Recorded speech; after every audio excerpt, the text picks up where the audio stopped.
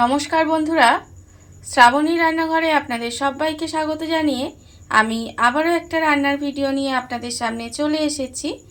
আজকের আমি আপনাদের বটবটি কড়াই দিয়ে একটা অসাধারণ রেসিপি বানিয়ে দেখাবো। আশা করি আপনাদের ভালো লাগবে। তার জন্য কিন্তু আমার পুরো ভিডিওটা আপনাদের দেখতে হবে। আর দেখা শুরু করার আগে একটা লাইক দেবেন, সুন্দর একটা কমেন্ট করবেন আর শেয়ার করতে ভুলবেন না। তাহলে চলুন আজকের আমি এই বটবটি কড়াই দিয়ে কি বানাই সেটা আপনারা একবার দেখে নিন। রান্নাটা করার জন্য প্রথমে আমি এখানে দেখুন গ্যাসটা অন করে একটা কড়া বসিয়ে দিয়েছি আর কড়ার মধ্যে দিয়েছি কিন্তু বেশ কিছুটা জল। এইবারে আমি এখানে দেখুন বটবটি কড়াইগুলো এইভাবে একটু লম্বা লম্বা করে কেটে রেখেছি, কেটে ধুয়ে পরিষ্কার করে রেখে দিয়েছি। এইবারে এই কড়াইগুলো জলের মধ্যে দিয়ে দেব। কড়াইগুলো আমি এখানে জলের মধ্যে দিয়ে দিলাম। দিয়ে কড়াইগুলোকে কিন্তু প্রথমে খুব ভালোভাবে সেদ্ধ করে নিতে হবে। কড়াইগুলো আমি প্রথমে খুব ভালোভাবে সেদ্ধ করে নেব। বরবটি কড়াইগুলো দেখুন এখানে কিন্তু খুব ভালোভাবে সেদ্ধ হয়ে গেছে আর এটা কিন্তু খুব ভালোভাবে সেদ্ধ করে নিতে হবে। এইবারে কড়াইগুলোকে আমাকে জলটাকে ঝারিয়ে নেব। জলটাকে ঝারিয়ে নিয়ে আলাদা করে তুলে রেখে দেব। কড়াইগুলো কিন্তু এখানে জলটাকে ঝারিয়ে আলাদা করে তুলে রেখে দিতে হবে। আর তার জন্য কিন্তু আমি এখানে একটা বড় সাইজের বাটি নিয়ে নিয়েছি। সেই বাটির মধ্যে একেবারে আমি কড়াইগুলোকে এইভাবে জল ঝরিয়ে তুলে নেব। আর প্রতিদিনের মতো আপনাদের একটা কথাই বলবো যে প্লিজ আমার ভিডিওটা আপনারা টেনে টেনে দেখবেন না, পুরো ভিডিওটা দেখুন, আশা করি আপনাদের ভালোই লাগবে। দেখুন এবার আমি প্রথমে বরবটিগুলো এইভাবে তুলে নেব। কড়াইগুলো আমি এখানে দেখুন জল ঝরিয়ে তুলে নিয়েছি আর তুলে কিন্তু একটু ঠান্ডা করে নিয়েছি। এবারে দেখুন কড়াইগুলোকে এইভাবে হাত দিয়ে চটকে চটকে একটু মেখে নেব। দেখুন এইভাবে হাত দিয়ে চটকে চটকে প্রথমে একটু সময় মেখে নিতে হবে, যাতে এগুলো একটু গোটা গোটা না থাকে সেটা দেখতে হবে। দেখে এইভাবে হাত দিয়ে একটু মেখে নেব। দেখুন এইভাবে কিন্তু এটা করতে একটু সময় লাগবে আর হাত দিয়ে কিন্তু খুব সুন্দরভাবে আমি এটা মেখে নেব। প্রথমে বরবটি কড়াইগুলো দেখুন আমি কিন্তু এখানে হাত দিয়ে খুব ভালোভাবে মেখে নিয়েছি। আর এটা কিন্তু মিক্সিতে দেওয়ার দরকার নেই, এইভাবে হাত দিয়ে একটু চটকে মেখে নিলেই হবে। এবারে আমি এর মধ্যে দিয়ে দেব, দেখুন এখানে আমি একটা মাঝারি সাইজের পেঁয়াজ কুচি করে রেখেছি একদম মিহি করে, সেই পেঁয়াজটা আমি এখানে দিয়ে দিলাম। এবারে আমি এর মধ্যে দিয়ে দেব, দেখুন এখানে আমি রেখেছি 4 কোয়া মতো রসুন কুচি করে রেখেছি, সেই রসুন কুচিটাও আমি এখানে দিয়ে দিলাম। এবারে আমি দেব এখানে টমেটো কুচি। এখানে আমি একটা ছোট সাইজের টমেটো কুচি করে রেখেছি, সেটাও দিয়ে দিলাম।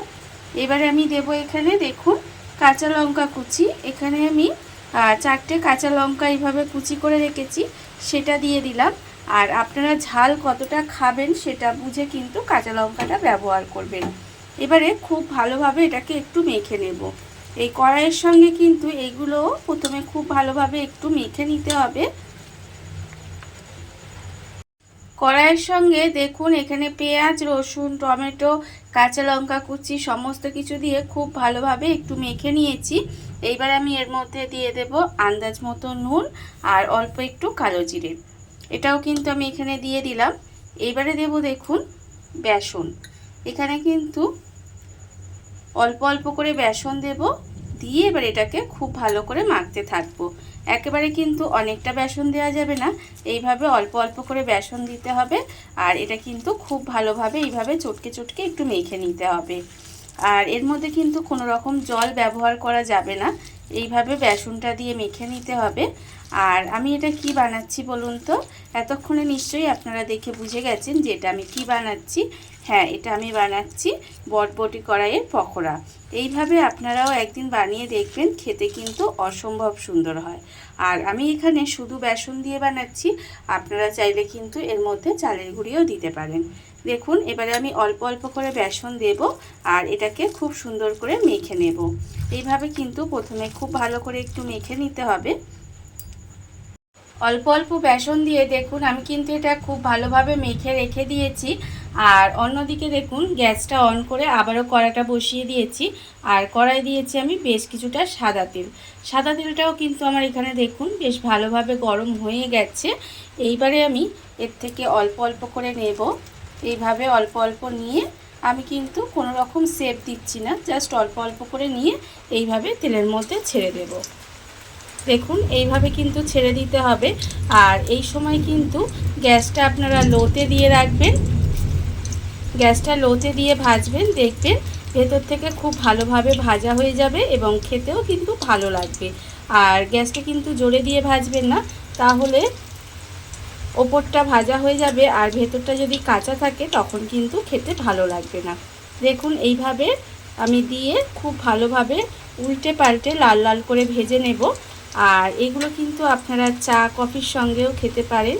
আর এই সময় দেখবেন, প্রায় সময় দেখবেন যে কালবৈশাখী হচ্ছে বিকেলের দিকে, সেই সময় কিন্তু এইসব একটু ভাজাভুজি পকোড়া খেতে বেশ ভালো লাগে। তখন কিন্তু এইভাবে আপনারা বাড়িতে বানিয়ে নেবেন, দেখবেন ভীষণ ভালো লাগে খেতে। এইবারে আমি এইভাবে উল্টে পাল্টে লাল লাল করে প্রথমে ভেজে নেব। আমি কিন্তু এখানে পকোড়াগুলো দেখুন উল্টে পাল্টে লাল করে ভেজে নিয়েছি। আর পকোড়াগুলো কিন্তু আমার এখানে খুব ভালোভাবে ভাজা হয়ে গেছে, আর এর থেকে বেশি আর আমি ভাজবো না। এবারে দেখুন তেলটাকে খুব ভালোভাবে ঝরিয়ে তুলে রেখে দেব। আর আপনারা তো অনেক রকম পকোড়াই খেয়েছেন, একবার এইভাবে বরবটির পকোড়াটা বানিয়ে দেখবেন, আশা করি আপনাদের ভালোই লাগবে। দেখুন এবারে আমি পকোড়াগুলো এখানে আলাদা করে তুলে রেখে দেব।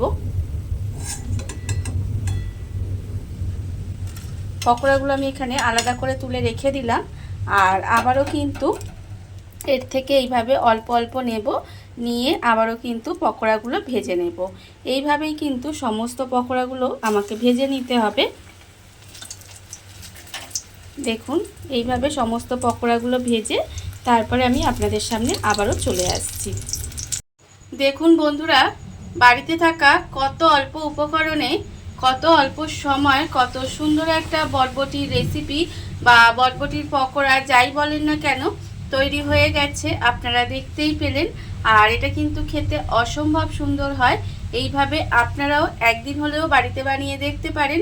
আর এই ভিডিওটা যদি আপনাদের ভালো লেগে থাকে, আপনারা যদি ফেসবুক থেকে দেখে থাকেন পেজটি ফলো করে দেওয়ার অনুরোধ রইল। আর যদি ইউটিউব থেকে দেখে থাকেন চ্যানেলটি সাবস্ক্রাইব করে নেওয়ার অনুরোধ রইল। তাহলে চলুন ভিডিওটা আমি এখানেই শেষ করছি। আপনারা সবাই ভালো থাকবেন, সুস্থ থাকবেন। আবারও হাজির হব নতুন কোনো রান্না নিয়ে।